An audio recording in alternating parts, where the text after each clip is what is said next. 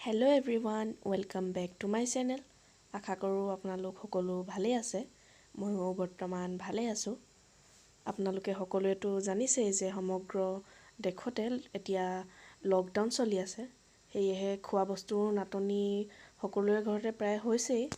আজিৰ ভিডিঅ'টিৰ জৰিয়তে মই আপোনালোকক মইনো লকডাউনৰ সময়খিনি কেনেদৰে কটাইছোঁ তাকেই দেখাবলৈ বিচাৰিছোঁ।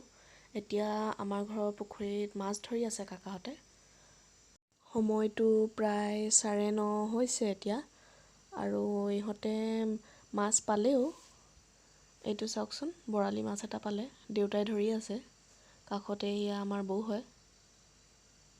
দেউতাৰতো আজি খুব ফূৰ্তি। স্বাস্থ্য পাতি ভাল থাকোঁতে দেউতাই নিজেই জাল মাৰি এইটো পুখুৰীত মাছ ধৰিছিলে।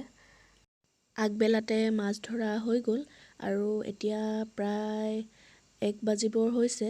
আৰু এতিয়া আমি আহিছোঁ, মই আৰু মা আহিছোঁ ঘৰৰ ওচৰৰে বাৰী এখনলৈ। তাতে কিবা শাক চাক পাওনি চাবলৈ আহিছিলোঁ। মায়ে তাতে কচু বিচাৰিলে, আৰু মই ভেদাইলতা পালোঁ অলপমান, আৰু লগতে মানিমুনিও ল'লোঁ মই তাৰ পৰা। মানিমুনি আৰু ভেদাইলতা সেইখন বাৰীত ঢেৰ আছিলে। আমাৰ গাঁওসমূহত এটা কথাই ভাল যে বিচাৰিব জানিলে পাচি ভৰাই ভৰাই শাক পাত পোৱা যায়।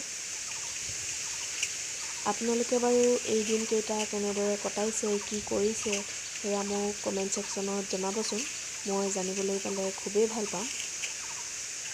মই এইকেইদিন এনেদৰেই শাক পাত বিচৰা আৰু সৰু সুৰা কিছুমান বস্তু বনাই মেলি সময়বোৰ কটাই আছোঁ। নহ'লে বৰ আমনি লাগে, কাৰণ অকল ঘৰতে সোমাই থকাটো বৰ অস্বস্তিকৰ।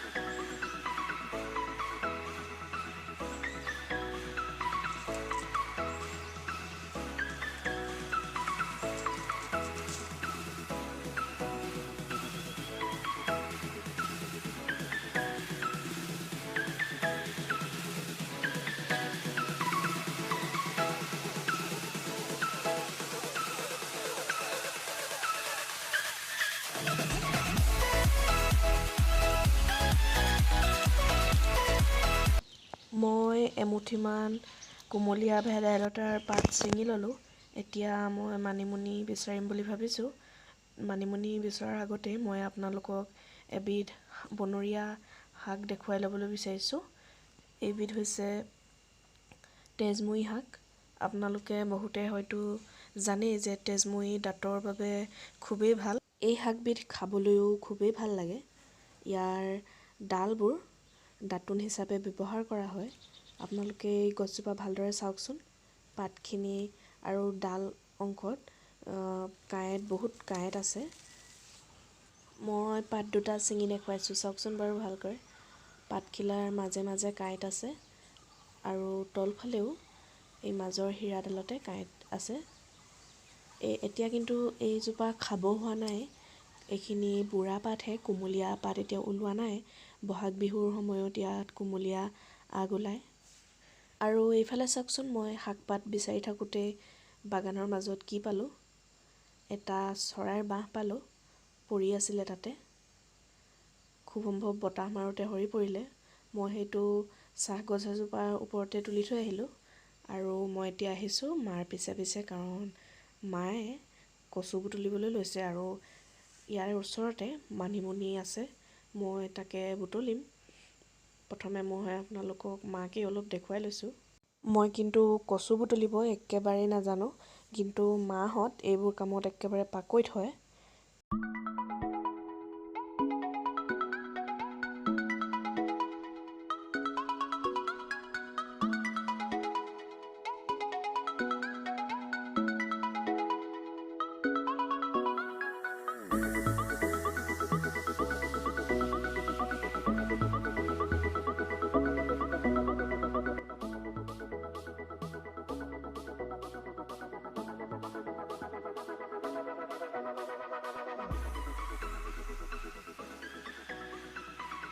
মাৰ কচু বুটলা হৈ গ'ল আৰু মই মানিমুনি বুটলাত লাগিছোঁ। এইজোপা দেখি চিনি পাইছেই চাগে, বৰ মানিমুনি হয়। সৰুবিধ ইয়াত নাই, ডাঙৰ বিধকে মই লৈছোঁ। আপোনালোকে মানিমুনি কি কি ধৰণেৰে খাই পাইছে মোক জনাবচোন, মই জানিবলৈ পালে খুবেই সুখী হ'ম। মইতো দুয়োবিধ মানিমুনিয়ে খাই বহুত ভাল পাওঁ। আমাৰ ঘৰত প্ৰায়ে মানিমুনিৰ চাটনি বনোৱা হয়। মানিমুনিৰ চাটনি কৰি খাবলৈও খুবেই ভাল লাগে।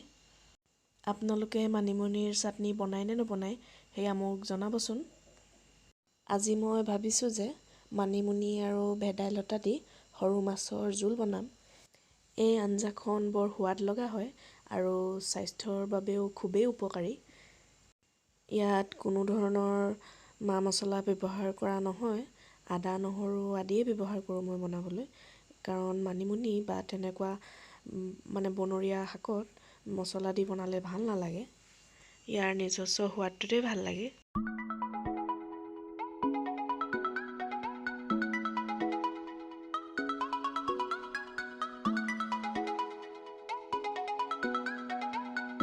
আজিৰ ভিডিঅ'টি মই ইমানতে সামৰণি মাৰিছোঁ। মই যেতিয়া মানিমুনি আৰু ভেদাইলতা দি সৰু মাছৰ আঞ্জা বনাম সেই ভিডিঅ'টো মই আপোনালোকৰ লগত শ্বেয়াৰ কৰিম। যিহেতু এই ভিডিঅ'টোৰ লগত দিবলৈ হ'লে ভিডিঅ'টো বহুত দীঘলীয়া হৈ যাব আৰু আপোনালোকে চায়ো আমনি পাব। সেয়েহে আজিৰ ভিডিঅ'টি মই ইমানতে সামৰণি মাৰিছোঁ।